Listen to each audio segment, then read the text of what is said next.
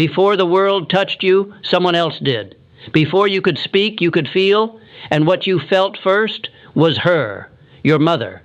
You were not born into neutrality, you were born into a bond, a sacred, chaotic, overwhelming bond that would shape everything. Not just how you love, but how you fear. Not just how you succeed, but how you self-sabotage. You think your problems began with heartbreak, failure, anxiety. Number, they began with how you learned to receive love, or how you didn't.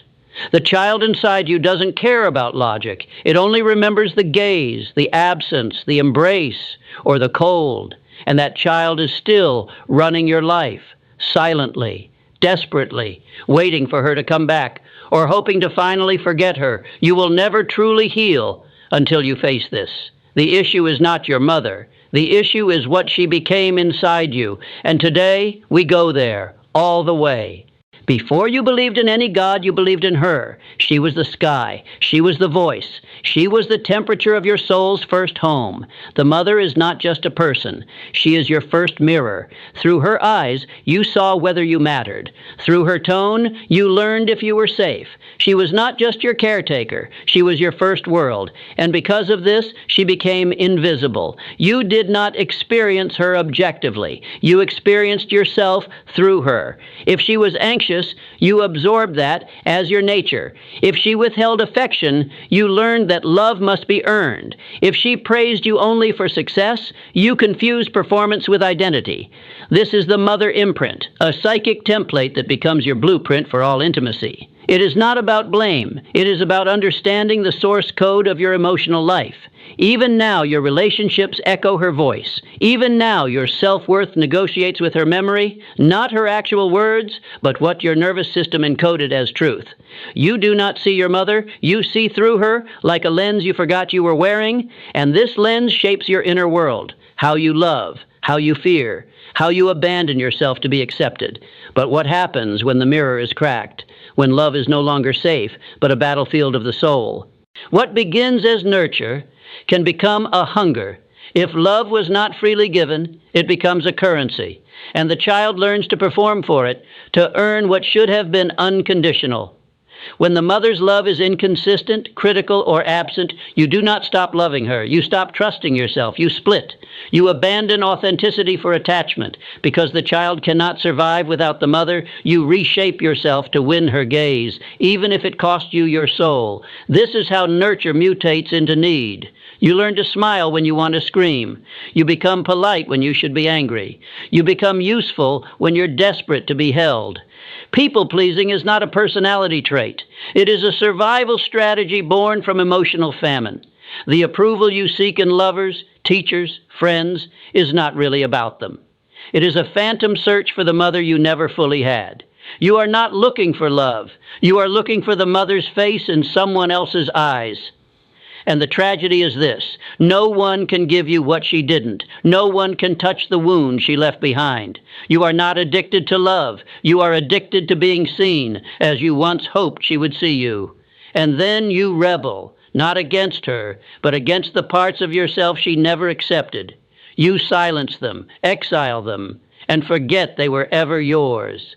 At some point, it stops being about your actual mother. She becomes a symbol, a psychic structure that lives inside you, autonomous, persistent, unconscious. This is what I called the mother complex. It is not your mother's fault. It is the internalized pattern, the emotional echo of her presence, her absence, her contradictions. The mother complex manifests differently for each soul. Some become trapped in overdependence, unable to move without external approval. Others carry lifelong guilt, believing their very needs are a burden. Many suffer from emotional fusion, unable to tell where they end and others begin. Men haunted by this complex often oscillate between seeking the perfect woman to heal them, or fearing women entirely, blaming them for a pain they cannot name. Women may over-identify with the mother role, losing themselves in caretaking, or feel a deep, buried resentment toward their own mother, and by extension, themselves. This complex rules from the shadows. You think you are making choices, but you are still reacting to a voice that isn't yours, a gaze you internalized, a bond you never resolved. The mother complex is not about her anymore. It is about the prison you built from her memory, and it shapes your beliefs about love, power, worth, long after childhood ends. You think you're fighting with others, but you're still fighting with her voice inside you, and until you recognize that, the war never ends. You think the voice in your head is yours, but listen closely. It speaks in her tone. When you fail, when you hesitate, when you shrink in fear instead of standing in truth, you hear it, that whisper that says, "You're not enough. You should know better. How dare you want more?" That voice was once hers, but now it is you. This is the tragic legacy of internalized maternal judgment. You were not just taught rules, you were conditioned through emotional punishment, withdrawal, disapproval, or silence.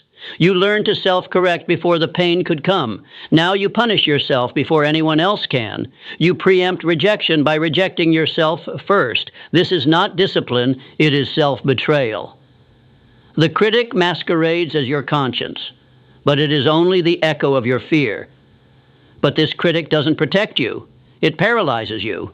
It keeps you safe from pain, yes, but it also keeps you from becoming. Your mother did not wound you on purpose. She gave you what she had, and what she had was not only love, but pain she never learned to name. You did not just inherit her features. You inherited her fears, her silence, her shame. This is the great unseen transmission, not through words, but through emotional osmosis. When she swallowed her truth to keep the peace, you learned to do the same. When she numbed herself to survive, you began numbing too. You are not just your mother's child, you became the carrier of her unlived life. This is generational trauma. It is not taught. It is absorbed through glances, gestures, and the spaces between words. Your anxiety may not be yours. Your chronic guilt may not be yours. Your deep fear of being too much or not enough may be echoes from her unfinished story. The psyche does not forget what the generations suppress. It stores it in the body, in the soul, in the dreams. And so, to truly heal, you must grieve not only your pain, but hers too. You must end a cycle by feeling what she could not. You cannot awaken while you still worship the illusion. You cannot heal while defending the fantasy. Many carry a silent hope that maybe she'll change, that maybe one day she'll finally see you, love you, hold you the way you always needed. But healing begins not with hope. It begins with grief. You must mourn the mother you never had. The one who couldn't understand you, who loved you perhaps, but not in the way you needed to become whole. This grief is sacred, because only through it can you reclaim your reality. You are not betraying her by letting go of the dream. You are liberating yourself. To grieve the mother you longed for is to choose truth over illusion, and in doing so, you begin to mother yourself with compassion, honesty, and boundaries she may never have modeled. The psyche cannot heal while bound to delusion, but in mourning, the soul breathes again. And only through grief comes the truth. But once the illusion dies, you meet the real wound, the split within yourself. The wound was created in childhood, but the healing must come from the adult self. The love you were denied, the safety you never felt, the acceptance you always craved. These are now your responsibility to give. You must become what she could not be, present, attuned, unconditionally nurturing. You are no longer a child. You are now the architect of your own inner world. This is reparenting, not as a self-help trend, but as the deepest act of psychological individuation. You become the inner mother. You whisper to the frightened child inside, "I see you. I won't abandon you.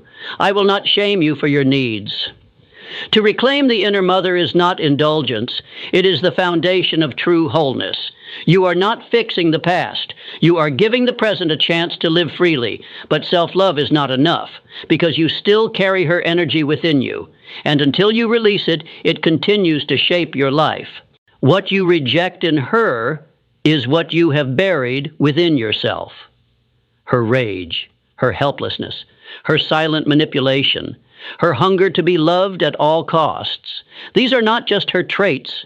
They are now hidden in your shadow.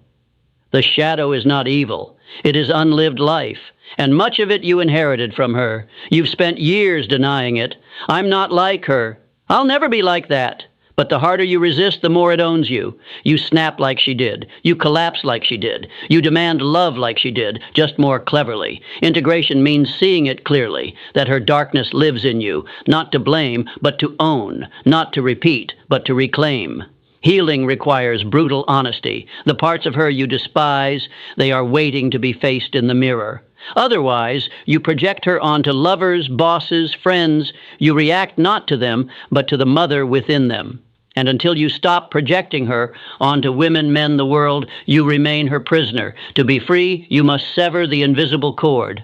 Every soul must, at some point, perform a sacred act to separate from the mother, not in hatred, but in truth. This is not rebellion. This is not rejection. This is individuation, the becoming of a self that is no longer shaped by inherited wounds. You must cut the psychic umbilical cord, that invisible thread of guilt, obligation, and unconscious loyalty to her pain.